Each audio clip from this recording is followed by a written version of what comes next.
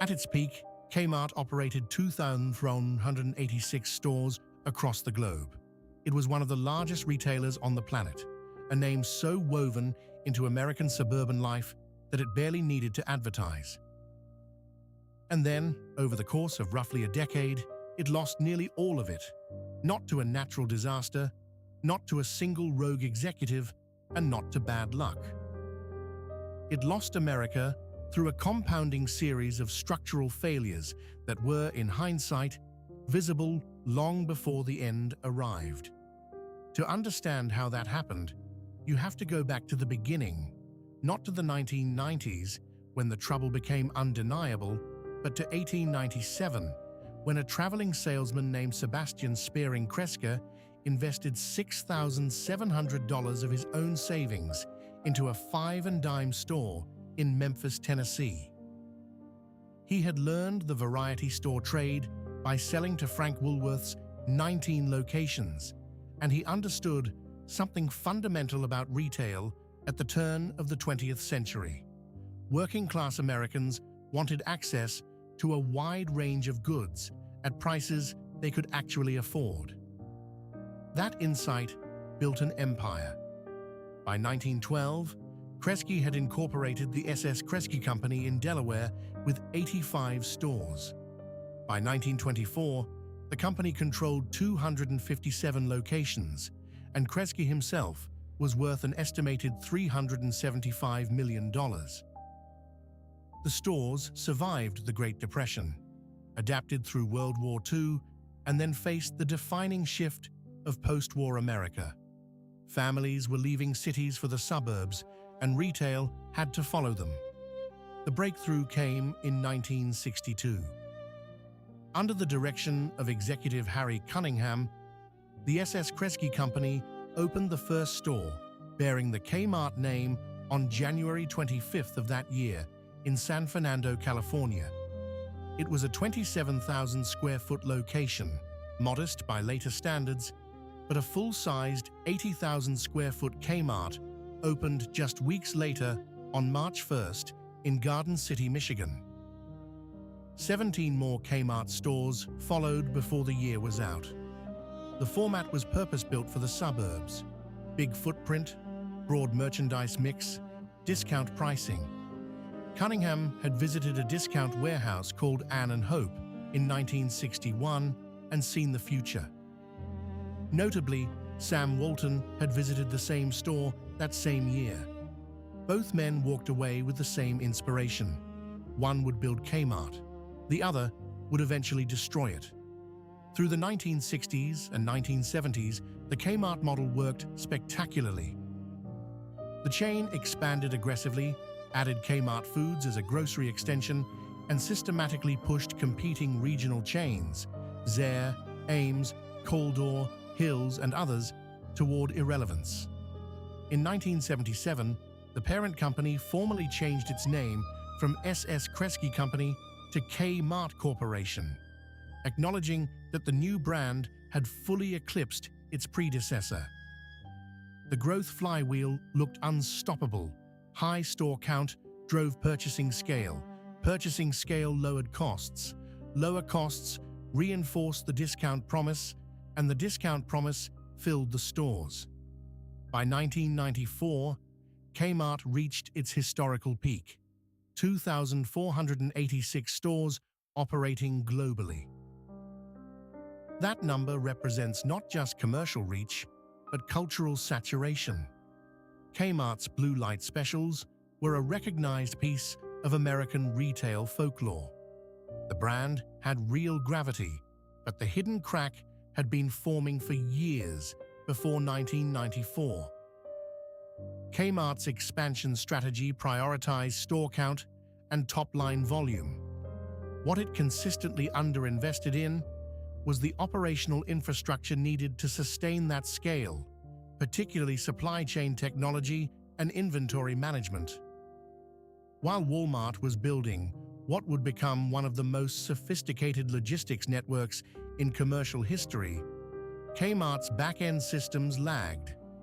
The stores that customers walked into reflected that gap.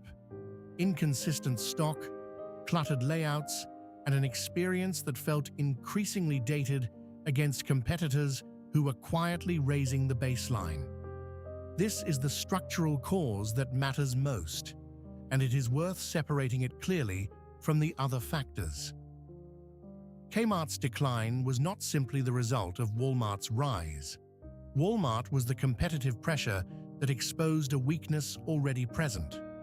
The weakness itself was an organizational preference for expansion over operational excellence, reinforced over years until it became a kind of institutional habit. Management decisions made under those constraints, including a series of diversification moves and brand acquisitions rather than core investment, deepened the gap rather than closing it. Through the late 1980s and into the 1990s, Kmart pursued a strategy of acquiring specialty retail chains in an effort to diversify its revenue base. That capital and executive attention could have been directed toward upgrading the technology and supply chain capabilities that were quietly becoming the true competitive battleground in mass retail. It was not. By the time the urgency of that gap became undeniable, Walmart had established a lead that was functionally irreversible at Kmart's cost structure. The unraveling accelerated through the 1990s. Store closures, declining comparable store sales, and mounting operational losses created a liquidity crisis that no amount of restructuring announcements could paper over. The company that had put Caldor and Ames and a generation of regional competitors out of business was now experiencing the same gravitational pull downward. Target, repositioning itself as a cleaner, more design-conscious discount alternative, was capturing the customers Kmart might have retained. Walmart was capturing everyone else. In January 2002, Kmart filed for Chapter 11 bankruptcy protection, the largest retail bankruptcy in American history at that point. It was a formal acknowledgement of what the market had been signaling for years. The company emerged from bankruptcy in 2003 and attempted to operate as a leaner version of itself. But the structural problems that had produced the bankruptcy had not been resolved. They had simply been compressed. Store count fell, customer traffic continued declining, and the brand struggled to articulate a reason for shoppers to choose it over better capitalized, better operated alternatives. In 2005, Kmart and Sears merged to form Sears Holdings Corporation. The combination of two weakening retailers did not produce one strong one. Sears Holdings filed for its own bankruptcy in 2018. The following year, Kmart became a subsidiary of Transform SR Brands LLC, a privately held company formed to acquire assets from the Sears Holdings estate. Store closures continued at pace. In 2024, Kmart closed its last full-sized big box store in the continental United States. As of 2026, 3 Kmart locations remain, one in Charlotte-Amalie in the U.S. Virgin Islands, one in Tamuning, Guam, and a smaller location in Kendale Lakes, Florida. From 2,486 stores to 3, the arithmetic of that collapse is stark enough to carry its own meaning. The aftermath extends beyond store count. Tens of thousands of retail jobs were eliminated across decades of closures. The Kmart and Sears brand names, once carrying enormous commercial value, now exist primarily as legacy assets in a private holding structure. The physical real estate, large suburban boxes, has been absorbed into the broader wave of American retail repurposing that has reshaped strip malls and shopping centers across the country. The S.S. Kresge Foundation, endowed by the company's founder long before the retail collapse, continues to operate independently as one of the larger private foundations in the United States, a durable legacy entirely disconnected from the retail story. The precise lesson here is not that size guarantees survival or that complacency kills. Those framings are too general to be useful.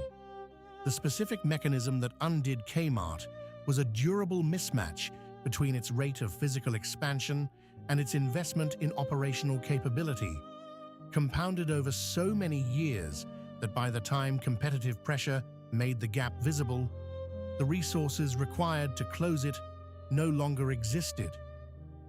Kmart did not fail because Walmart was ruthless or because leadership was careless. It failed because scale, pursued without the infrastructure to support it, creates a kind of structural debt that eventually comes due. The more interesting question, and the one that follows naturally from this story, is whether any of the brands currently holding dominant market positions are running the same compounding deficit, growing fast enough that the operational gaps stay hidden until they suddenly and completely are not.